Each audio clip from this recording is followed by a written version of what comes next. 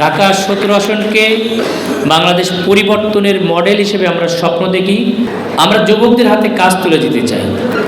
এই নির্বাচনের মাধ্যমে আপনাদেরকে সরব উপস্থিতির মাধ্যমে হার জয় করে প্রথমত দরকার আগে এই দেশের যে স্ট্রাকচারাল যে নিয়মে রাষ্ট্র পরিচালনা হচ্ছে সেটার মৌলিক কিছু পরিবর্তন দরকার। কারণ হচ্ছে রক্ষককে যদি ভক্ষক হয় তাহলে আপনি যাবেন কোথায়? সেখানে তো আপনার পরিবর্তনের আর কোনো সুযোগ থাকে না। শেয়ালের কাছে যদি মুরগি আপনি রেখে চলে যান তাহলে কার বন্ধ রাখা যায় শেয়ালের কাছে মুরগি রেখে? তো হাবলকে জয়যুক্ত করতে হবে। রাষ্ট্রীয় কাঠামোর একটা মৌলিক পরিবর্তন হলে আমরা আশা করি শত শত বছরের যে জঞ্জাল, এই জঞ্জাল থেকে জাতি মুক্ত হয়ে একটা সঠিক পথে আসবে। এই সঠিক পথে আসার পরে এই এলাকার বিভিন্ন সুবিধা অসুবিধা আমরা তুলে ধরেছি। এর ভিতরে দু একটি কথা আমাদের ব্যস্ততার খাতিরে আমি খেয়াল করতে পারি না, আমাদের ভাইরা ধরেছে। আমাদের ক্যান্টনমেন্টের এলাকার যে একটি সংযোগ রাস্তা, আমরা যদি এটাকে এখানে যে যাতায়াতের জন্য এক প্রান্ত থেকে আরেক প্রান্তে যে সমস্যা, আমাদের জামায়াত ইসলামী ক্ষমতায় আসলে এবং আলোচনা সাপেক্ষে আমরা চেষ্টা করব ভবিষ্যতে যে একটা আন্ডারপাস করা ফ্রম দ্য নেভি যে হেডকোয়ার্টার, এখান থেকে আমরা যদি সেনাকুঞ্জ পর্যন্ত নিয়ে যাই তাহলে কিন্তু এইখান থেকে ভিতরে যে যাতায়াতের যে সমস্যা, ধরেন পূর্ব প্রান্ত এবং পশ্চিম প্রান্ত, এটা কিন্তু একটা বড় ধরনের সমস্যা। এই সমস্যা থেকে পুরা দুইটা এলাকার মানুষই কিন্তু একটু মুক্তি পাবে আর কি। একটা বিশাল একটা অংশের লোক কিন্তু ওই সাইডে থাকে আর কি। তারা সকালেই তাদের কাছে আসা যাওয়া লাগে, স্কুল আছে বাচ্চাদের। এটা থেকে আমরা পুরা এলাকাটাকে একটা হচ্ছে মুক্ত করতে পারবো, যানজট মুক্ত করতে পারবো। দুই নম্বর হচ্ছে যে আমাদের ক্যান্টনমেন্টের যে সিকিউরিটি, এটাও কিন্তু সুরক্ষা হবে এবং আরও সংরক্ষিত হবে এবং সমৃদ্ধ হবে এবং শক্তিশালী হবে। আমি মনে করি সিকিউরিটি ব্যবস্থাটাকে, এটা আমাদের একটা উদ্যোগ থাকবে ইনশাল্লাহ। সেকেন্ড হচ্ছে কচুকের এবং বনানী যদি ফ্লাইওভার করি, এই ক্ষেত্রে আরও একটা ভিতরে যে সিকিউরিটি সিস্টেমটা বিশেষ করে এবং যাতায়াতের যে সমস্যা, দুটা থেকে আমরা মুক্তি পাব। আমাদের এই এলাকায় কাজ করতে যেয়ে আমি বিশেষভাবে দেখেছি যে এই যে মাটিকাটা, মানিকদি, বালুঘাট এই এলাকার রাস্তাঘাটের একটা বড় সমস্যা ছিল। আমরা কিন্তু অনেকাংশে সেটা কারেকশনের উদ্যোগ নিয়েছিলাম এবং কিছুটা হয়েছে। কিন্তু এই এলাকার অনেক ডিপ্রাইভড একটা এলাকা এবং এখানে আমাদের একটা বড় সংখ্যক সৈনিকরাও বসবাস করে। এখানেও একটা বৈষম্য আছে আমরা দেখেছি। এখানে যে পেনশন পায়, ধরেন 10 বছর আগে যারা জব করতো তারা যদি পেনশন পায়, রিটায়ারমেন্টে গেছে, এখন যারা রিটায়ারমেন্টে আসছে এদের মধ্যে একটা বড় ধরনের ফারাক। তো এটাকে বলা হয় ওয়ান র্যাঙ্ক ওয়ান পেনশন। অন্য দেশের লেকের পাশে পাখি আসে, ফ্যামিলি নিয়ে বসে আমরা চা নাস্তা করি, আমরা আমাদের অবসর টাইমের ক্লান্তি দূর করি।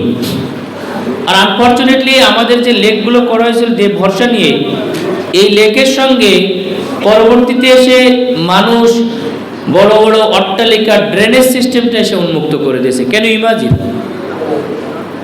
আমরা এগুলো উদ্ধার করব এবং সত্যিকারের যে উদ্দেশ্য করা হয়েছিল এটা ন্যাচারাল সিনারি ফিরিয়ে আনার চেষ্টা করব ইনশাআল্লাহ।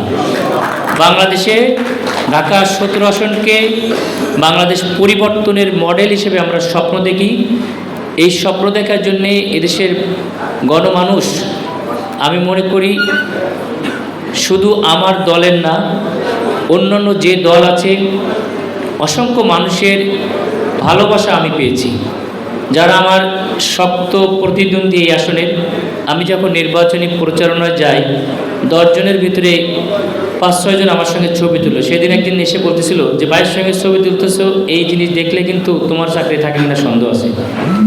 তা সেই ছেলে বলতেছে কি চাকরি খেলে গেল, আমি ছবিটা তুলে নিয়ে আসি। তো এটাই নিতান্তই তার হৃদয়ের ভালোবাসা আসলে। একই সঙ্গে এই এলাকার যত শুনেছি মাস্তান, সন্ত্রাসী, কিন্তু সবার সঙ্গে কিন্তু বলতে পারেন যে সৌহার্দ্য একটা সম্পর্ক আমরা পেয়েছি, আমি পার্সোনালি পেয়েছি এবং তাদেরও বিশ্বাস এবং আমি পাশ করলেই আমারও আত্মবিশ্বাস এই ব্যক্তিগুলো সন্ত্রাসী থাকবে না। ইনশাআল্লাহ তারা কর্মসংস্থানের মাধ্যমে এই সমাজ, এই দেশকে বিনির্মাণের জন্য ভূমিকা রাখবে, এটা আমার আত্মবিশ্বাস ইনশাআল্লাহ। এই এলাকায় যত বড় সন্ত্রাসী ছিল তারাও যোগাযোগ করেছে। আমি বলছি না আপনারা সম্মানের সহিত চলবেন, আপনারা চোর ডাকাতের মতো চলবেন কেন? ইনশাআল্লাহ তারা সম্মানের সহিত চলবে এবং এই সমাজ বিনির্মাণে, দেশ বিনির্মাণে তাদেরকে অন্তর্ভুক্তির মধ্যে আমরা নিয়ে আসবো ইনশাআল্লাহ। এটাই আমার আত্মবিশ্বাস। সকল দল মত নির্বিশেষে আমি বলেছি যে রাজনৈতিক খাতিরে অনেক সময় আমাদের অনেক কথা চলে আসে, কিন্তু আমরা সবাই ভাই ভাই। আমরা এই এলাকার মানুষ, আমরা এই এলাকাকে, এই দেশকে ভালোবাসি, এই দেশকেই আমরা করতে চাই কাঁধে কাঁধ মিলিয়ে। যেই আমরা জিতি বা হারি, আমরা এই এলাকার মানুষের যে ভালোবাসার কাতারে গিয়েছি। বিশেষ করে আমরা 10 তলা 12 তলায় থাকতে পারি, কিন্তু এই বস্তি এলাকার মানুষেরগুলোর হাহাকার শোনার লোক খুব কম আমাদের সমাজে।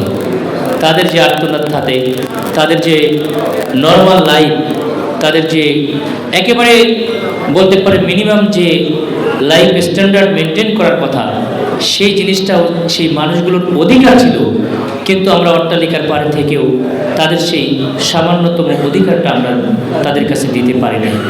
তাদের একটু বিশুদ্ধ পানির ব্যবস্থা করতে পারি নাই। তারা বিশুদ্ধ পানি না খেয়ে ডায়রিয়ায় ভুগে ডায়রিয়া হাসপাতাল করে দিয়েছি, কিন্তু তার ডায়রিয়া প্রিভেনশনের জন্য আমরা উদ্যোগ নিতে পারি নাই। তাদের প্রিয় খাবারের ব্যবস্থা করতে পারি নাই।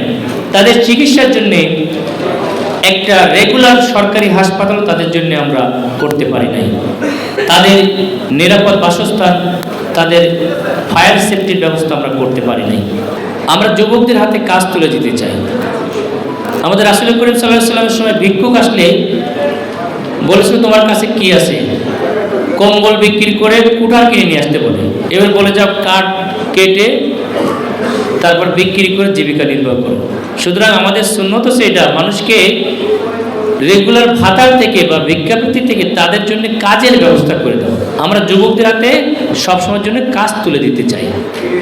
ইনশাল্লাহ আমরা যুবকদের হাতে জেনজিকে সঙ্গে নিয়ে অনেক কাজ তুলে দেওয়ার প্ল্যান রেখেছি এবং এই এলাকার সিকিউরিটি সিস্টেমটাকে আমরা উন্নত করার জন্য প্ল্যান করেছি। ক্যান্টনমেন্ট এলাকায় আরও একটা প্ল্যান আছে আমাদের। যারা ধরেন 48 বছর রিটায়ারমেন্টে যায়, তখন কিন্তু তারা অনেক সমস্যায় পড়ে, তাদের চাকরির ব্যবস্থা নেই।